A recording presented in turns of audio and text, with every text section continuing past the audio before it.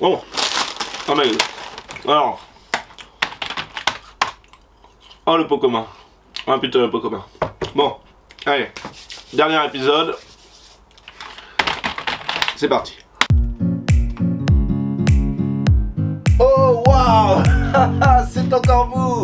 Dis donc on se lâche plus d'une semaine. Alors comme ça vous voulez savoir comment ça marche le pot commun. Et le voilà le pot commun. Il est complètement vide. Allez, fin de vidéo, ciao. Et non, c'était une blague. Bon, il est temps que ça se termine ces épisodes parce que là... Non mais c'est vrai qu'il n'existe pas vraiment le pot commun, il est complètement virtuel, vous voyez, c'est virtuel.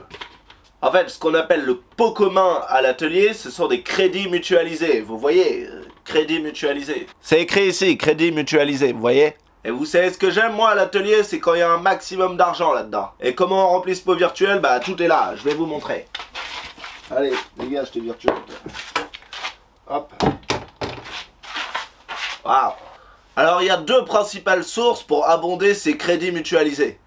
Les dotations annuelles accordées par les tutelles, vous connaissez, et des prélèvements qu'on fait nous à l'atelier sur des contrats forfaitaires. Oui, vous savez, les contrats forfaitaires, ceux dont les dépenses ne sont pas fléchées. Ouais, pour chaque projet avec un contrat forfaitaire, 5 à 10% de la recette est prélevée pour le pot commun. Pour l'année 2023, le conseil du laboratoire a défini un taux de prélèvement de 8%. Et j'en profite pour préciser, la tutelle gestionnaire du contrat en profite elle aussi pour prélever 15% des recettes prévues sur le contrat. Du moins 15%, c'est les chiffres côté Gustave Eiffel et côté NPC pour 2023. Oui, exactement, mais c'est bon, tuto. Mais bon, en fait, il sert à quoi ce pot commun?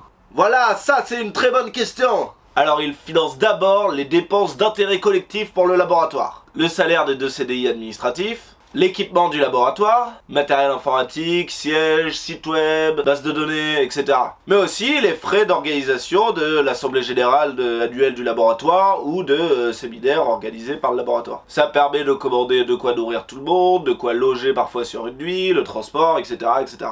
Mais ensuite, si l'enveloppe financière le permet, le pot commun peut aussi aider à financer des projets de recherche qui ne font pas l'objet d'un contrat de recherche, en finançant des terrains ou des opérations de valorisation des résultats de recherche, pour les doctorants notamment.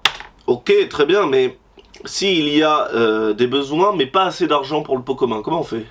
Oui alors, étant donné que à chaque exercice de programmation, budget initial, budget rectificatif, vous avez tous fait la liste de vos besoins, en définissant vos différentes dépenses et vos priorités, le comité de direction du laboratoire arbitre en se basant sur les règles et les priorités qui ont été définies au sein des instances du laboratoire, assemblée générale et conseil de laboratoire. Et d'ailleurs, entre le moment où la personne fait une demande et le moment où l'arbitrage a lieu, il peut y avoir un certain temps, un changement des priorités ou l'abandon de certaines dépenses. C'est pour ça qu'il faut absolument faire savoir l'évolution des dépenses au comité de direction afin qu'il puisse ajuster l'arbitrage, c'est très important. Voilà, c'est tout, c'était très simple pour aujourd'hui, mais vous avez bien compris l'important. Cet argent, il est commun, donc la quantité de thunes qu'on met dedans, c'est vous qui le décidez collectivement, et la manière dont vous le dépensez, c'est aussi vous qui le décidez collectivement. En tout cas, c'est sûr, c'est pas ici à l'atelier qu'on s'en occupe, c'est votre problème. Voilà, c'est tout pour moi, je retourne au boulot. Hop, coupe budgétaire. Ok, bon bah tout ça c'est clair. Et c'est tout pour moi, j'espère que le budget du LVMT n'a plus de secret pour vous, et on se retrouve une prochaine fois. Ciao! Allez, café.